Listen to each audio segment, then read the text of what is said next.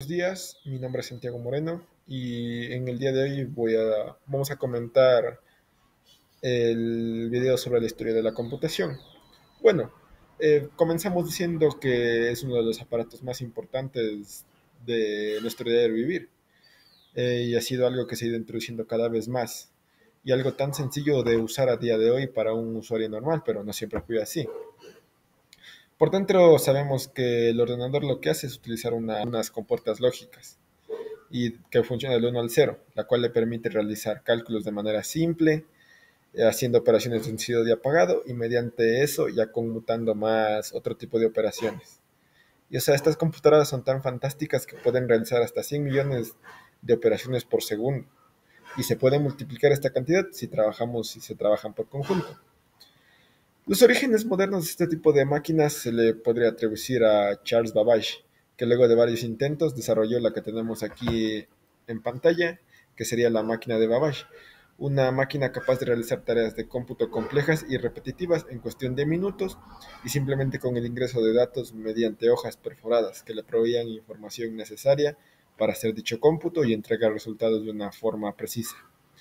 Dado que por varias razones como financiamiento o diseño la máquina no se pudo completar, pero ya quedó como decir la semilla de lo que iba a ser toda la computación moderna. Bueno, un paso importante en el desarrollo fue en 1890, cuando se quería hacer un censo en Estados Unidos y llevar todo este registro a mano y los cómputos era demasiado complicado y se tardaba mucho tiempo. Y fue cuando se creó esta máquina que podemos ver aquí a la derecha, que esta máquina usaba unos relojes y igualmente un sistema parecido al de la máquina de Babbage, con motores eléctricos y le permitía hacer cómputos con una frecuencia de intervalos, logrando computar el censo en menos de 6 meses, un trabajo que a personas les podía tardar años incluso. Eh, la persona que creó esta máquina fue la impulsora de lo que hoy sería la empresa IBM. Bueno, después de esto, estos conocimientos fueron compartiéndose y la computación fue haciéndose cada vez hubo avances paralelos. Uno de estos es la Z1, que podemos ver aquí en la izquierda, que fue la primera de estas máquinas que fue programable y que usaba explícitamente el sistema binario de forma mecánica y podría, por así decirlo, almacenar datos para usarlos en posteriores cálculos o combinarlos para otros procesos. Esto fue hecho en Alemania en 1934, pero no es hasta la Segunda Guerra Mundial cuando Alan Turing y otros científicos usaron estas máquinas para descifrar los códigos de los enemigos y obtener una cierta ventaja. Esta máquina, la máquina Colossus, analizaba 25.000 caracteres por segundo y le permitió descifrar códigos que eran imposibles para cualquier ser humano. Por otro lado, en los Estados Unidos, John Mockler buscaba subsanar la necesidad de lo que se llaman las hojas de disparo, que son las hojas con las que los soldados de artillería podían disparar hacia el enemigo con sus cañones de manera precisa. Pero fabricar una de estas requería bastante tiempo. Entonces él diseñó una máquina que podría fabricar prototipos de estas tarjetas y a poderlos producirlos en masa por la necesidad que había por la guerra. Su invento se llama la ENIAC y aunque no se logró terminar para la guerra, su diseño y multipropósito la hizo muy codiciada por muchos sectores de gobierno y siguió en uso hasta mediados de los años 50, aunque carecía de muchas funciones básicas de hoy en día, demostró que este tipo de ordenadores ya se podían construir. Bueno, y para finales de la guerra, John Newman proponía una computadora que poseía memoria y un sistema interno, que le permitía cambiar de propósito de manera más eficiente y que la ENIAC. Y dado esto, eh, comencé a trabajar en algo llamado UNIVAC, que es esta computadora que tenemos aquí en la derecha, que ya podríamos decir que ya se asimila un poco más a las computadoras modernas, con su módulo de control, sus archivos de memoria, las cintas magnéticas que procesaban los resultados, etcétera. Bueno, Después de eso, otro paso importante en los años 60 fue que hubieron dos desarrollos muy importantes. Uno que era el transistor y otro los circuitos integrados.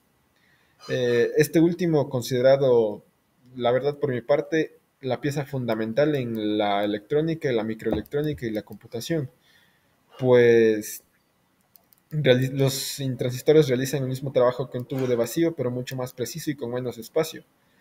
Y además dando a conocer uno de los materiales más importantes en la industria, el silicio, que gracias a su gran capacidad semiconductora eh, permitió realizar miles de operaciones en menores cantidades de tiempo y con muchos menos errores. Y estos transistores dieron paso a lo que ahora conocemos como los microprocesadores, uno de los primeros desarrollados por la marca Intel.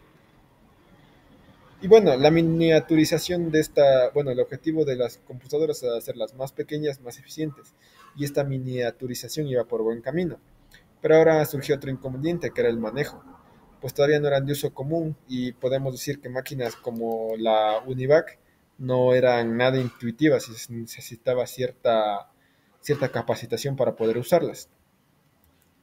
Entonces aquí fue cuando por parte de la marca Apple, se dieron los primeros prototipos de ratón como lo conocemos, de ordenadores como lo conocemos hoy día, con su pantalla, su teclado y su ratón, demostrando que se podían manejar de forma remota. Esto inspiró la replicación y estandarización de la idea. Como les dije, esto fue desarrollado a mediados de los 70 por Steve Jobs y Steve Wozniak en su empresa Apple. Y bueno, era cuestión de tiempo para que la interfaz gráfica fuera haciéndose más amigable y con esto nació otra necesidad, el desarrollo de software. Y aquí es donde entra una de las empresas más conocidas, que sería Microsoft, que es una empresa que se dedicaba a desarrollar software y es la más conocida a día de hoy, pues la mayoría de nuestras computadoras usamos algún sistema Windows que es propiedad de Microsoft.